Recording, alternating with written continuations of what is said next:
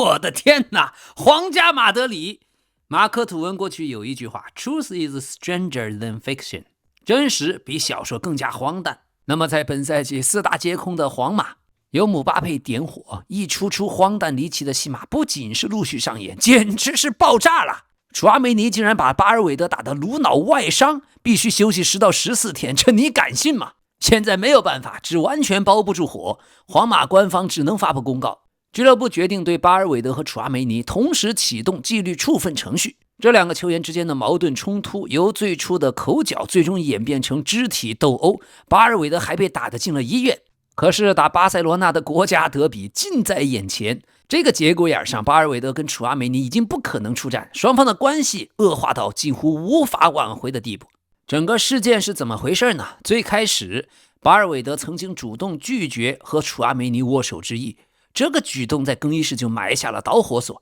也让在随后的训练氛围变得非常紧张，给这场恶性冲突拉开了帷幕。然后在更衣室里面最开始巴尔韦德开始指责说楚阿梅尼对外泄露2人周3发生的争执细节，并且不断的反复指责楚阿梅尼，楚阿梅尼则完全否认，说自己从来不和媒体私下接触。那么小队长巴尔韦德的指责根本就停不下来了，从更衣室延续到训练场的草坪上，在训练期间还不断咬定就是楚阿梅尼泄了密，而主教练阿维罗亚全程完全没有出面，完全没有干预，整个训练的氛围极度的尴尬，极度糟糕。2个人在训练中多次向对方恶意犯规，动作幅度极大，他俩的敌意肉眼可见。等到训练结束后，巴尔韦德仍然没完没了，喋喋不休，不停的指责。楚阿梅尼一开始态度还算是平和，还在沟通，劝巴尔韦德停止纠缠，化解这种紧张的氛围。可是小队长巴尔韦德毫不收敛，几名队友都已经出面调解，仍然没有效果。南美人的脾气就是这么大，一旦上来了之后根本控不住。最后忍无可忍的黑人球员楚阿梅尼彻底失去了耐心，当场就重一拳击中了巴尔韦德的头部，巴尔韦德应声倒地。头部的伤口并非直接由拳头击打造成的，而是在打了之后摔倒磕碰所致。事发后巴尔韦德马上就明显的感觉头晕，非常的不舒服，最终只能乘坐轮椅，坐轮椅才能离开皇马体育城。总经理桑切斯闻讯立刻赶到现场，分开2人，并且安抚其他球员，还了解事发经过。当巴尔韦德被送到了基地的医务室之后，检查发现他的头部伤口非常严重，随即立刻转送到了医院进行缝合处理。而在冲突发生以后，楚阿梅尼直接驾车离开了训练基地，此后再也没有和巴尔韦德碰面。现在事发的时候主席老佛爷并不在训练基地。巴尔韦德在接受完医院的治疗以后，在妻子的陪同下返回体育城，他的头部仍然留有明显的伤口。俱乐部已经启动了纪律处分，所以过去的这几天，巴尔韦德跟楚阿梅尼是连续的发生了2次非常严重的冲突。最开始的一次老 K 在节目里已经报道过了，只是训练中的摩擦，可已经极为激烈，当时就几乎大打出手。可现在完全是真的打起来了，甚至打进了医院，甚至打得坐轮椅。再加上昨天我们提到过的吕迪格打卡雷拉斯，姆巴佩对着助理教练发火，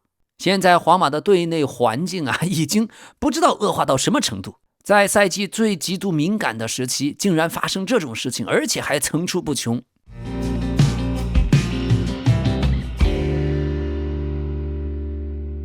朋友们，最近老 K 有一位亲人也是处于病危阶段，所以在此通过节目，我也想向我的大姨给予他最深最诚挚的问候，希望无论发生什么，他能够没有痛苦，最大限度的没有痛苦。大姨，我们每天心里面非常的想念你，我们一直和你在一起。那么在这次冲突爆发几分钟以后，更衣室内部马上紧急召开会议，首席执行官桑切斯亲临现场。在危机会议中，没有任何一名球员离开皇马体育城。会议的目标是逐一解决当下的所有问题，试图遏制住现在让俱乐部最高层深感忧虑的极度紧张的局势的升级。但内部分裂已成事实，焦虑和不安正在弥漫。皇马的局势，更衣室内的局势远远没有解决，这样的强烈感受正在蔓延。最重要的是，这么严重的事件从头到尾，所谓的主教练阿维罗亚是不闻不问，就像个没事人一样，他看不见听不见，也不做出任何反应。但值得一提最新消息，巴尔韦德本人已经发声回应。他在社交媒体上写道，在我和队友的争吵当中，我不小心撞到了桌子，我的队友没有打我，我也没有打他。我撞到了桌子，导致额头上划了一道小口子，需要按规定去医院检查。虽然我知道对你们来说更容易相信我们打了起来，或者认为我是故意的，但事实并非如此。我觉得我对现状的愤怒，以及看到我们中的一些人在赛季末拼尽全力、耗尽所有体力的沮丧，让我最终和队友发生了争执。我很抱歉，我真的非常抱歉，因为这种情况让我很痛苦。我们正在经历的这段时光让我非常痛苦。皇家马德里是我生命中最重要的事情之一，我无法对此漠不关心。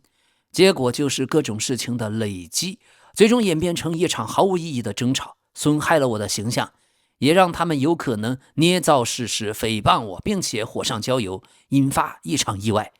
我毫不怀疑，我们在场外的任何分歧都会在场上消失的。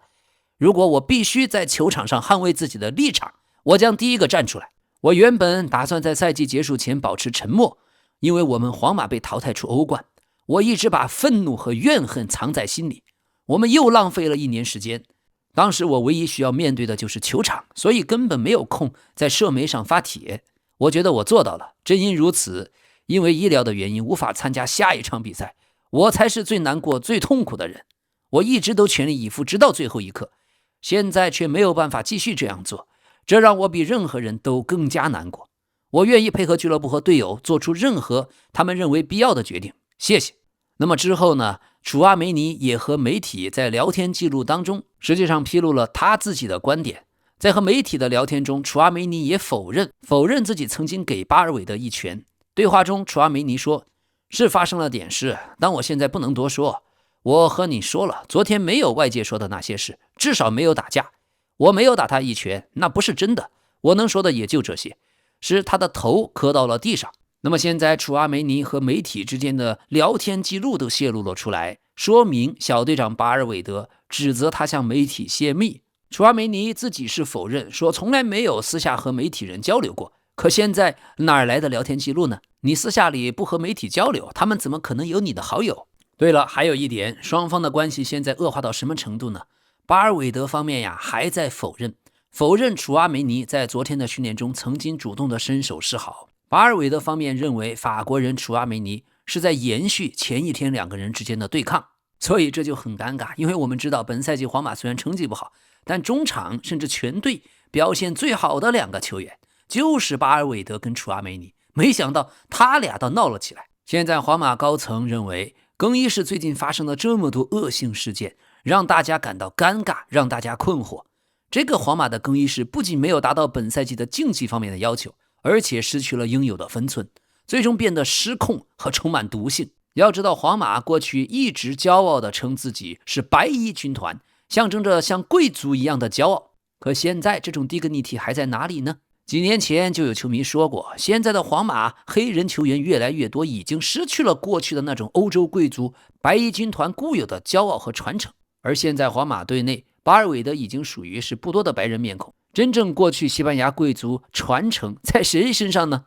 我们还记得劳尔，可现在谁是劳尔？是姆巴佩还是维尼修斯？那么目前这一场冲突在世界杯前成了最大的新闻，甚至迅速地盖过了刚刚才结束的2场世界杯精彩的半决赛。全世界各地的媒体正在用头版损害皇马形象。那么最开始巴尔韦德跟楚阿梅尼是周3的时候，当时巴尔韦德对楚阿梅尼有一次非常强硬的铲抢，搞得法国人举手做出回应。而作为皇马的小队长、第2队长，巴尔韦德没有在楚阿梅尼的威胁面前有丝毫退让，导致这场对抗最终演变成争吵，并且需要队友当时出面才能调停。随后2个人不依不饶，矛盾转移到更衣室，逐渐发展成更加令人不快的一幕。而关键是，过去这种情况在皇马更衣室长期以来，皇马的更衣室一直有法国帮、南美帮、巴西帮这样的说法。其实在场上队友之间闹一闹、吵一吵、打一打，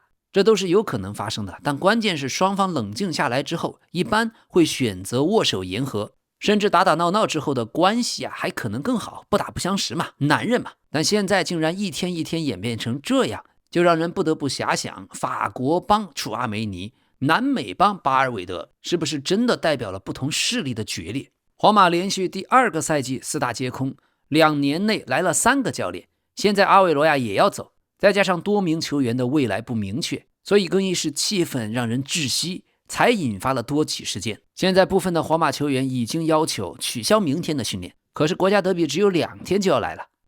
一地鸡毛。但是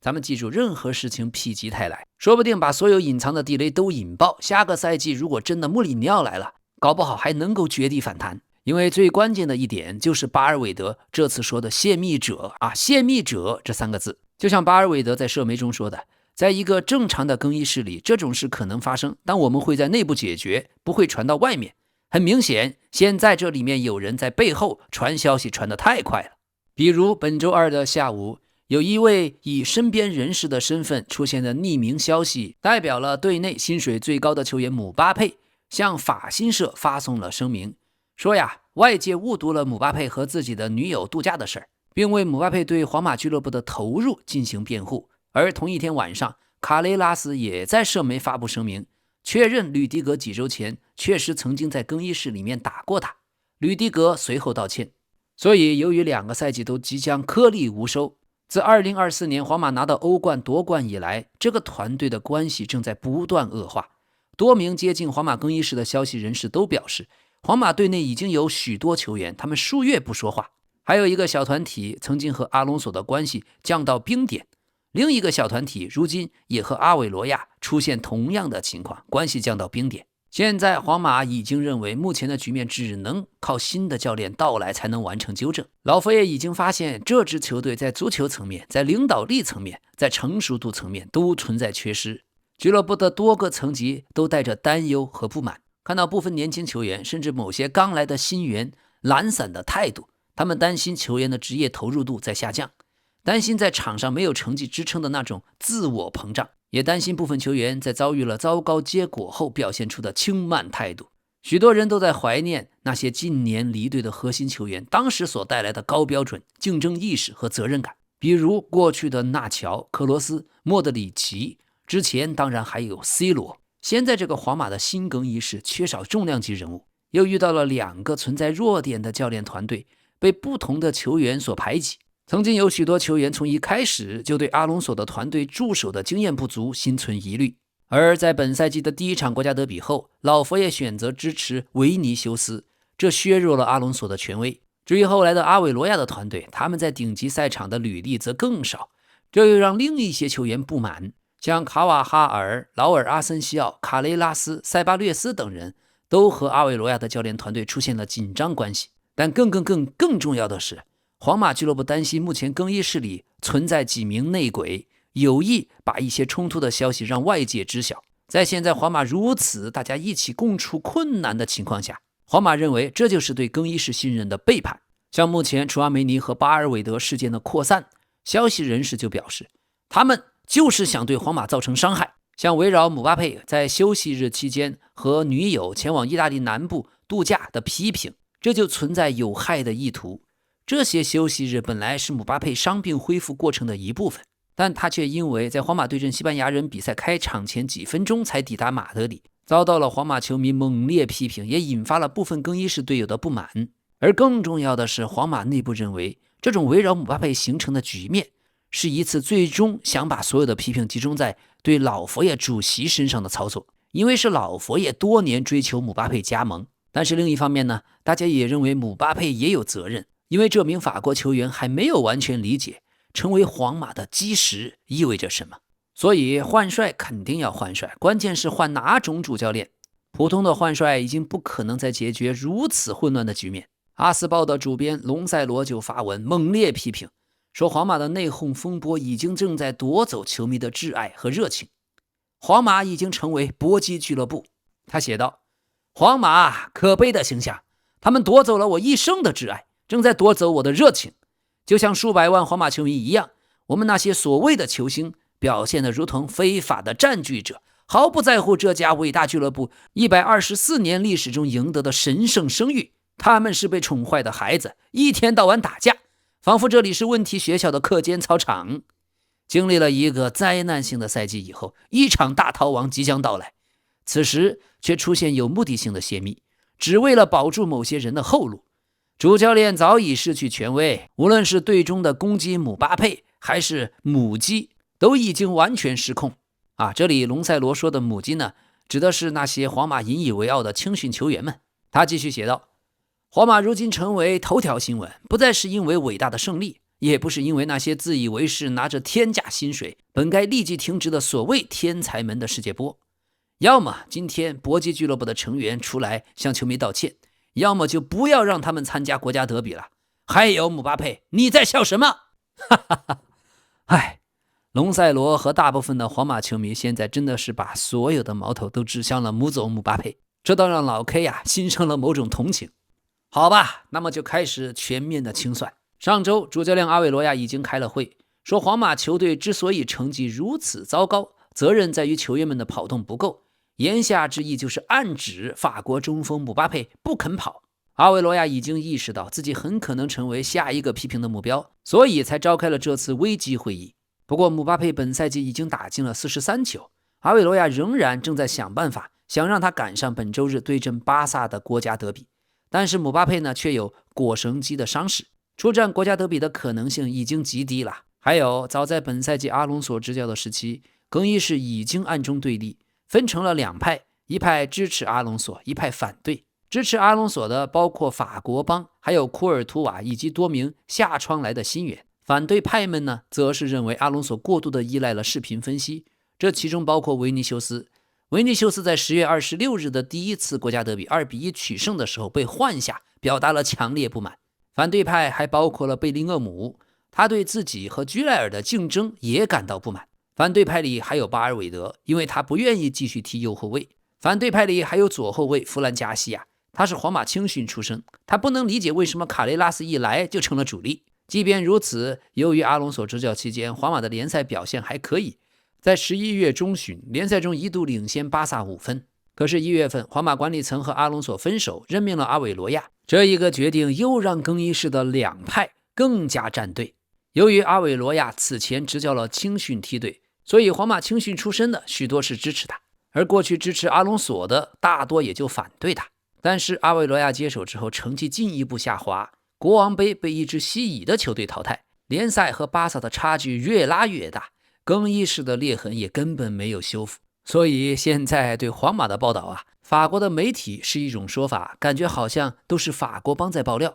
而西班牙的媒体又是另一种说法。这次楚阿梅尼和巴尔韦德打起来，是不是代表两个帮派已经到了不可调和的程度呢？但有一点，在他们发生冲突的时候，姆巴佩并不在场。现在主席弗洛伦蒂诺已经直接和球员进行沟通。巴尔韦德和楚阿梅尼之间最关键的问题是，前一天的消息到底是怎么泄露出去的？这也是第二天冲突继续发酵的原因。过去安切洛蒂执教方面在更衣室的团结方面做得比较好，所以现在皇马内部的感觉是需要找一位类似的主教练，能够把局面重新凝聚起来，帮助皇马以最好的方式继续前进。现在穆里尼奥已经准备好要接手皇马，即便球队在技战术层面和更衣室层面都面临非常复杂的情况，处于极度紧张的局面。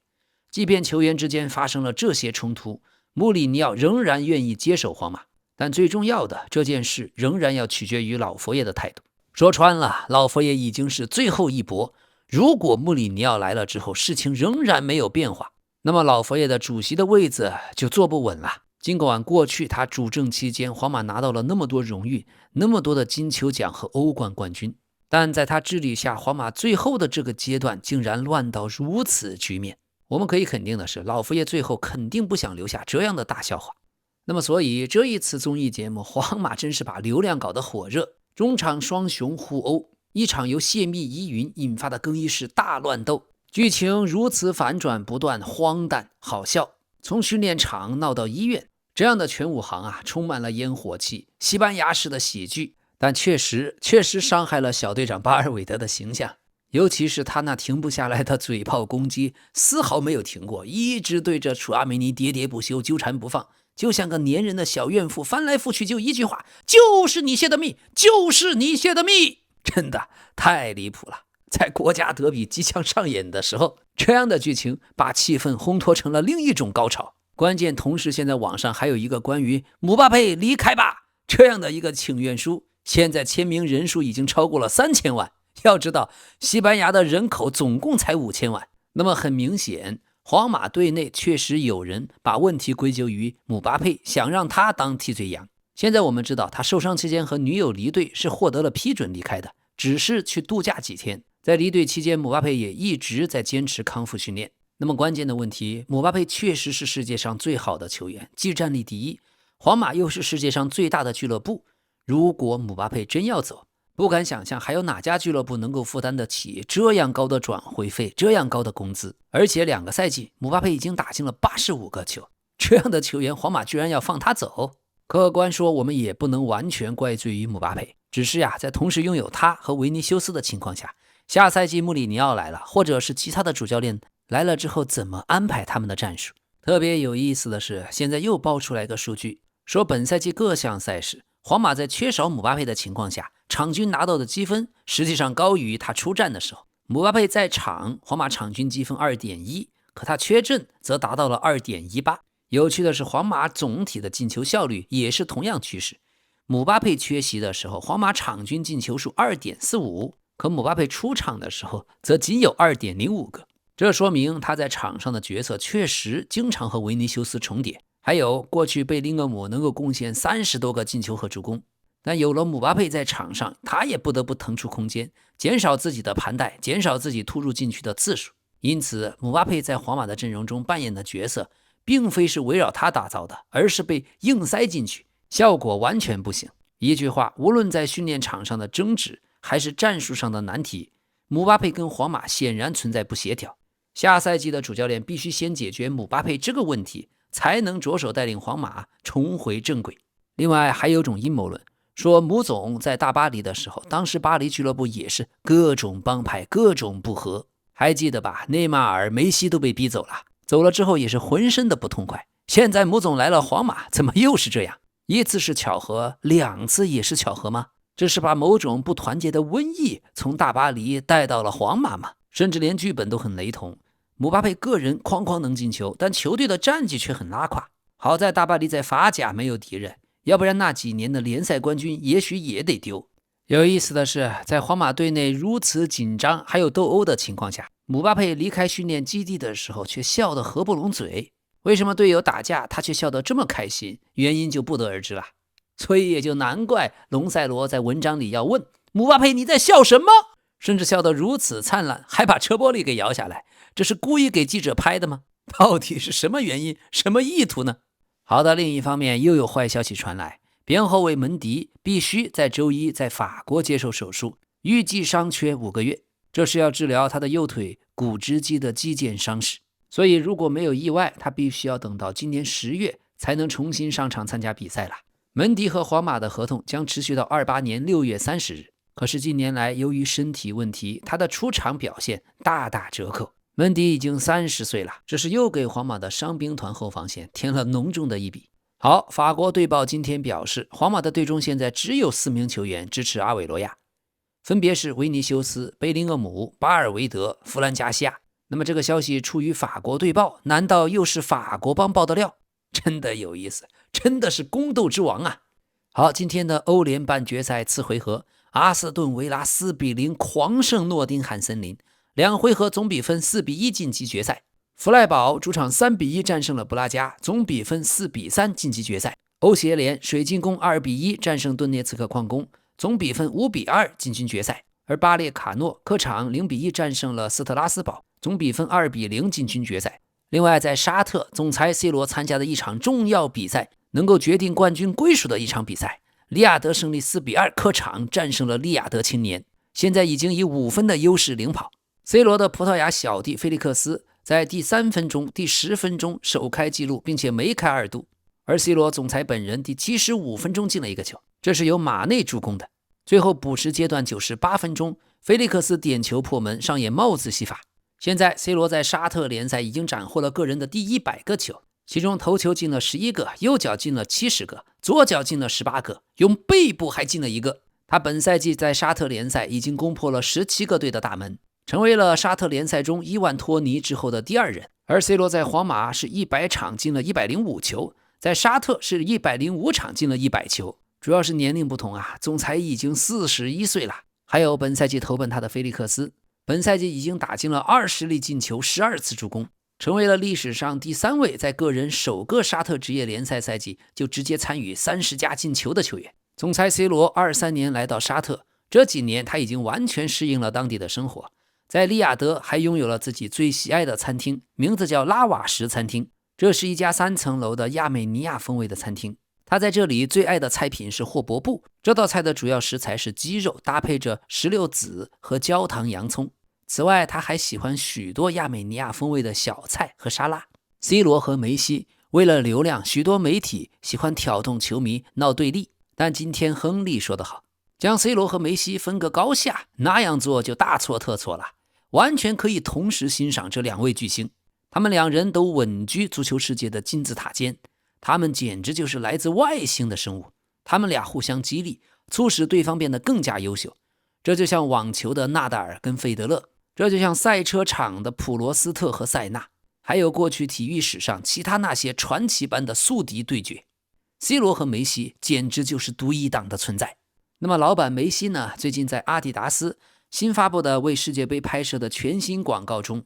梅西、邓贝莱、亚马尔、贝林厄姆等等，还有好莱坞的影星甜茶、说唱歌手坏兔子，大家一起出演，甚至还出现了贝克汉姆、齐达内和皮耶罗等等过去的巨星。另外里面还有 NBA 过去的罗德曼。广告很精彩，感兴趣的朋友可以去看一下。那么多说一件事最近莫德里奇透露了自己在退役前最大的梦想，就是在同一家俱乐部和梅西一起踢球，这是我最后的愿望。这位曾经击败梅西和 C 罗拿下那一年的金球奖的男人，如今却希望在职业生涯的最后阶段去梅西那里并肩作战。那么下赛季莫德里奇会去迈阿密国际吗？我知道这对 AC 米兰的球迷来说可是最大的利空好，轻松一下，关于姆巴佩最近那么红的女友，关于这段恋情，在西班牙国家广播电视台的节目中，一位著名的编剧和主持人瓦莱里亚·罗斯分析了2个人恋情的走向。他说这段关系的开端非常热烈，姆巴佩已经被爱情冲昏了头脑，完全失去了分寸。也就是说，埃斯特尔·埃斯波西托就相当于斯嘉丽·约翰逊，让他彻底疯狂，连他自己在做什么都不清楚了。姆巴佩满脑子都是那个女孩，他已经完全为爱痴狂。不过我觉得等到3、2、1开拍当女孩子全心投入到电影的工作当中忙碌起来之后，女孩子就会把他甩掉。其实这段恋情最开始，埃斯波西托根本就不知道姆巴佩是谁，因为他对足球完全不感兴趣。他们是经过别人的介绍认识的，他自己压根就不认识什么姆巴佩。当时他的回应是抱歉，我不认识你。至于你问他们什么时候分手，谁会先提出分手，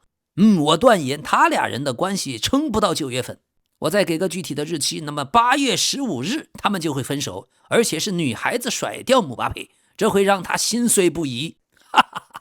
哎呀，忍者神龟姆巴佩真不容易不仅要防御各种魔法攻击、各种物理攻击，还有这种非足球评论员的玄学攻击，连分手的日期8月15日都如此具体。好吧，我们拭目以待。OK， 另一则消息，枪手阿森纳时隔20年不是又进了欧冠决赛吗？那么好莱坞一位著名的女影星，也同时是枪迷阿森纳球迷的安妮海瑟薇。很有意思的是2006年安妮海瑟薇主演了电影《穿普拉达的女王》，上映的当年阿森纳打进了欧冠决赛。而在20年后的今天，《穿普拉达的女王2》又上映了，阿森纳同样进了决赛。只能说美丽的力量、美女的力量、女王的力量，这种玄学 buff 直接拉满。安妮海瑟薇就是咱们枪手的隐藏福星，所以这新的一部电影枪迷们不得不看。好，老 K 也透露一下为什么如此欣赏大巴黎的主教练路易斯·恩里克。除了我对他90年代球员时期的性格，尤其是独树一帜的庆祝画面。是的，恩里克的进球庆祝是老 K几十年来看过最帅的、最闷的、最有男人味的。不仅如此，现在已经56岁的恩里克，他的身体为什么现在仍然保持得如此之好呢？最近的纪录片中，恩里克就展示了自己的做法，每隔30分钟必须中断工作，做一些运动，不要求高强度的训练，而是通过伸展、俯卧撑或者肌肉激活等等小动作来刺激身体。有一次在工作会议中，他的手表响起来，提示要起身运动。毫不犹豫，恩里克立刻在办公室里就开始锻炼，让所有人都感到惊讶。恩里克解释道，每隔半小时就要动一动，全身的肌肉群都要活动。我们在办公室待8到10个小时，可以说是主动的久坐者，这对身体非常不好。真正的敌人不是偶尔不运动，而是长时间的不活动。另外，恩里克说，我运动的时候习惯空腹进行，训练结束以后，如果想吃就吃早餐，不想吃就等到吃正餐，这取决于我当时的感受。所以专家指出，他的这种做法在进行轻度有氧运动中可能有帮助，但在力量训练中并不总是适用，因为能量的供应至关重要。但无论如何，恩里克的理念再次强调因人而异，量体裁衣。还有在营养方面，他也打破了一些传统观念，他对鸡蛋非常推崇，这也和现代科学证据相符合。鸡蛋是一种高质量也容易获取且多用途的蛋白质来源。恩里克说，我曾经一顿晚餐就吃了6个鸡蛋，鸡蛋是营养最丰富的食物之一啦。所以没说的56岁的恩里克的身材比许多26岁、16岁的年轻人都还要好。关键字记住，鸡蛋，鸡蛋，鸡蛋。好的，感谢大家的订阅，感谢您的点赞、评论、热推和分享，咱们明天再见。